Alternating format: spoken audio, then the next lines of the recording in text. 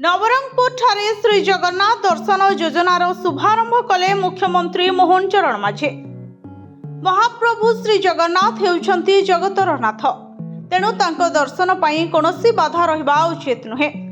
प्रतिटी ओडिया जेपरि जीवन रे अंतः थरे सम्मानर सह महाप्रभुको दर्शन पाइबे, एही चिंताधारा रखी आम सरकार श्री जगन्नाथ दर्शन योजनार शुभारंभ करिसेंती बोली आज मुख्यमंत्री मोहन चरण माझे नवरंगपुर ठारे श्री जगन्नाथ दर्शन योजनार शुभारंभ एवं सरकारी मेडिकल कॉलेजर भित्ति प्रस्तर स्थापना अवसर रे कहिसेंते। जेउ दिन प्रतिटी गरीब लोक बिना कोनोसी बाधारे महाप्रभुंकर चकानयन सह आखि मिलाई परिबो एवं श्रद्धारे लुह झराइबो, सेही दिन ही मोर मुख्यमंत्री पद सार्थक हेबो एवं मो पई सेही भक्तिर संतोष ही हेबो सर्वश्रेष्ठ पुरस्कार।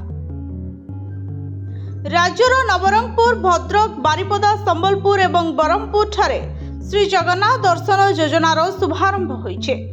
5टी जिल्लारू प्राय 500 श्रद्धालु तीर्थयात्री एस्कॉर्ट ऑफिसरଙ୍କ सहित पुरी अभिमुखे यात्रा करिसेंते।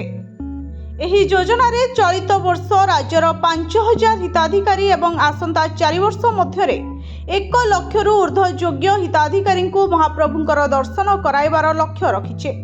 आर्थिक दुर्बल श्रेणीर 60 रु 75 वर्ष बयस सीमा मध्यरे थिबा वरिष्ठ नागरिक और 75 वर्ष बयस मध्यरे थिबा समस्त विधवा मां मानकु एही योजना रे शामिल करा जाउछे। योजनार हिताधिकारी मानकु एसी बस रे यातायात सह पुरी वृंदावती निवास रे रहणी और महाप्रसाद सेवनर व्यवस्था करा जाइछे। Bureau report, Odisha fast.